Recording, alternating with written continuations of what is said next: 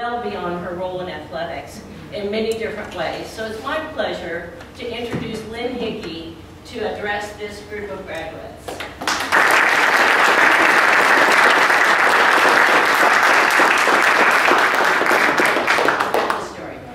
Thank you very much. It's pretty dangerous when someone says, and there's a number of ways you can describe them. I'm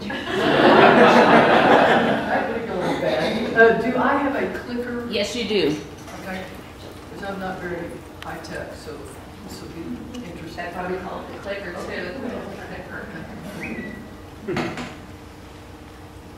So, okay, that makes it good. Yeah, okay. That's cool. Good morning. Congratulations. It's an honor to be here. I appreciate Ann's office calling me and asking me to be a part of your day.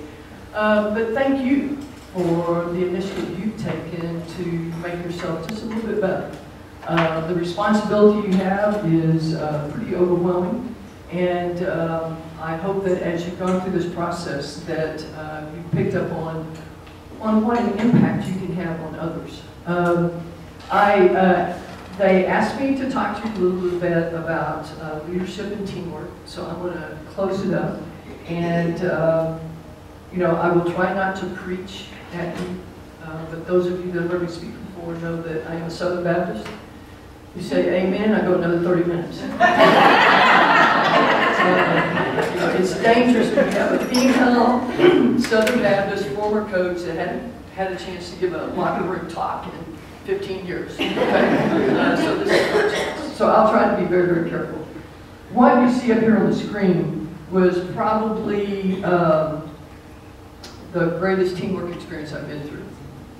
And it was a culmination of 10 years of work, of putting pieces together to have that group run out on the field for the first time. And those of you that were there know that that experience was pretty overwhelming. I don't know if we had more tears or cheers, especially when that group walked out. Because what everybody had forgotten that it was much more than just a football team. It was opportunities for hundreds of kids. And so when that band walked out and they looked sharp, you know, everybody just kind of fell apart. So it was a great experience, and you know, I got more marriage proposals that day than I've ever had in my life. I walked through the tailgate parties every morning before the games. I try to walk through all the tailgate parties and just you know, greet people and say thank you. And then that night after the first game, we had stayed at the Grand Hyatt because of all the stuff going on, and so we were walking downtown to eat, and I had a group of young alumni stop me and say, Lynn, we love you. We want to marry you. It was cool. So, but it was just a great experience. And, you know, I could talk to you for hours about building teams, days, because it's been my whole life. It's been my whole life. Since I was a little tiny kid, I was either on a team, I was leading a team, and that's what I've done for the last 30 years. So it's very important to me, it's very significant. I learn something new every day. Just this past month has been a tremendous learning curve, just I kind of love it. What do you call them, epiphanies every other day, about responsibilities and trying to do better. And you would think by this time I would kind of have a groove and know what I was doing. No, I'm still learning stuff, and I think that's what you're going to find out. And partly that's what kind of makes it fun. You know, trying to find out what kind of leader you're going to be, how can you do better, because you're going to continually have a different group of people. So how you handle things is going to change. If you cannot handle change, you're not going to be a leader. I mean, if you're a leader, you're not going to have a very good group because you're going to be so stagnant. If you cannot take risks, if you cannot roll the dice, if you can't present vision, you're not going to make it. So I think that's what makes it such a challenge, is because of all the things that we go through every day. I think that there is sometimes when an athletic person comes in and makes a speech and they go, oh my gosh, I'm not really into sports, I could really care, you know, this team rah-rah stuff doesn't work for me. And the thing I'd like to point out to you is that there's a tremendous amount of correlation between what I'm doing in athletics and what we all do every day at home, in our workplace, in our social lives. The minute you're born, the first thing you're a part of is a team. The very first thing you're a part of is a team, and that's your family. That's your first team. And then we gradually will move on to probably something in your church. You've got a class that you're a part of. You move to things onto school, not only your classroom, but organizations you're part of. And then when you get into the workforce. So there is no way that anyone in this room can say, I could care about teams. I'm not in athletics. This is a team right here. Think of what you have developed through, is it 6 weeks of training? Think through the 6 weeks, you kind of bought into it. I just lost a very, membership in a very significant team. I've been on the men's basketball committee for 5 years. 5 years. And I had to say goodbye. You can only be on the committee one time, and you have a 5-year term. And so my term ended, and we met in Park City, Utah, a really rough place to meet, and had our goodbye dinner. And it was hard. It was hard, and not so much, it's just the relationships that we had built. Because when I see him the next time, we're still always going to be friends, but it's going to be on a different level. And that is hard, but you're a team here. The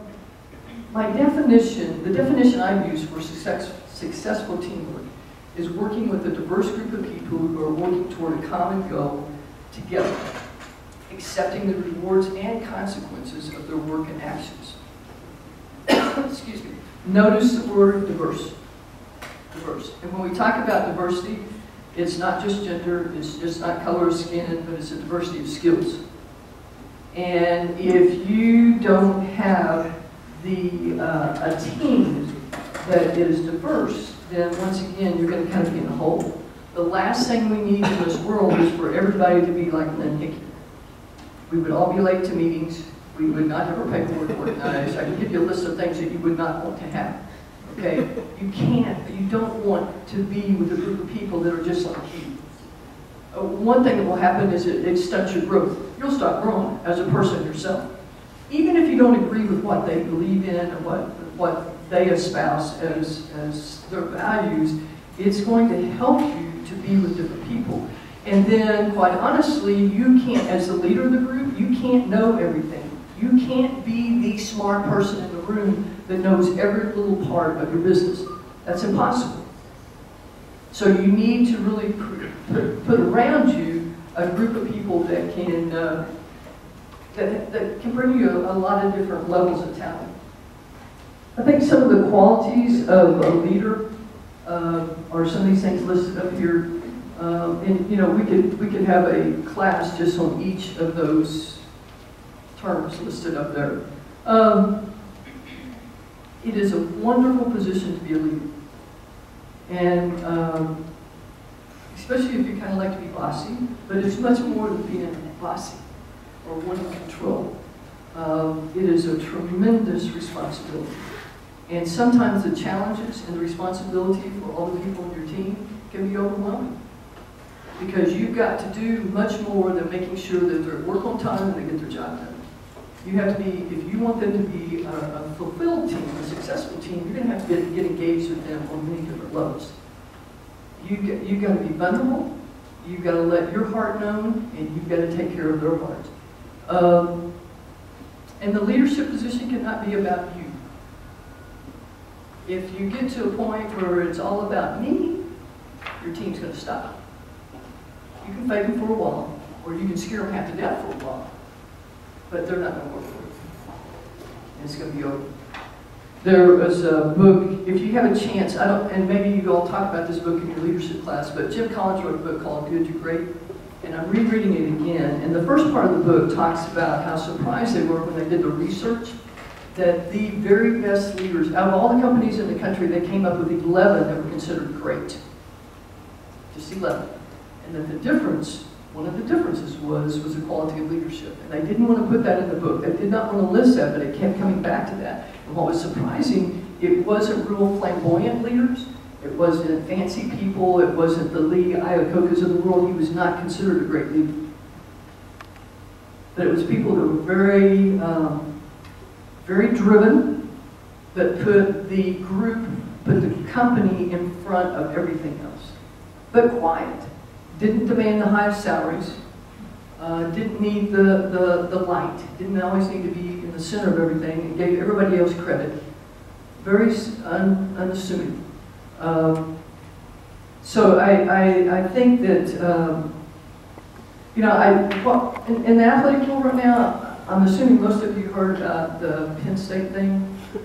Okay, and then the announcement goes to the NCAA. It's pretty overwhelming. And I'm still trying to figure out if I agree with all the things that the NCAA did.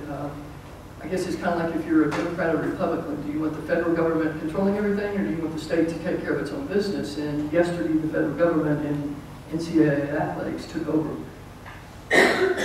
Huge problem that they need to address. And I think one of the things that has really brought home to me since all this started, and we're working on real hard right now because we're moving so fast with our program with the start of football and changing conferences, is what kind of culture do you want to be in? What do you want the culture to be? And what we're very blessed with here at UTSA is that we're part of a major system. And Pam and David know sometimes we just go bonkers because of the oversight and all of the stuff we have to go through, the bureaucracy. But when you read what Penn State did not have, they didn't have that. And that's scary. But when you go back to what kind of culture, my daughter just graduated with her Master of Arts in Teaching from Trinity, and when they, right before the graduation, they all have to come in and do presentations. And one of the elementary schools, one of the elementary teachers in that group that had just gotten her master's, gave a presentation of what she did with a group of third graders. And I'm going to do it with my staff in August. Because it was an exercise where they had to list what they wanted the classroom to be like every day when they came. What kind of work atmosphere did they want? What did they want out of the experience? It was really, you should see what those kids had written. It's unbelievable. And I thought, third graders can do that. We probably need to do that. What kind of culture do you want? And what's even more important is that your team needs to have some say-so in that. You don't need to come in and say, okay, we're going to be like this, this, and this, and you can have no input. You're not going to get buy-in. And there are ways to present it, I'll be honest with you. As working with a team of kids, the last thing you want to do is say, okay, what kind of offense do you want to run this year? We will vote on it. No, you can't do that. But there are some things they can make decisions on. How do we want to be dressed on the bus?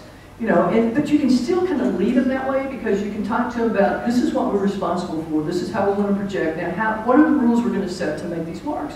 But then they have buy-in. And there are things that you can do every day in the workplace to make that happen. There's a guy by the name of Stephen Covey who he just passed away. I just saw that, and has written some wonderful books.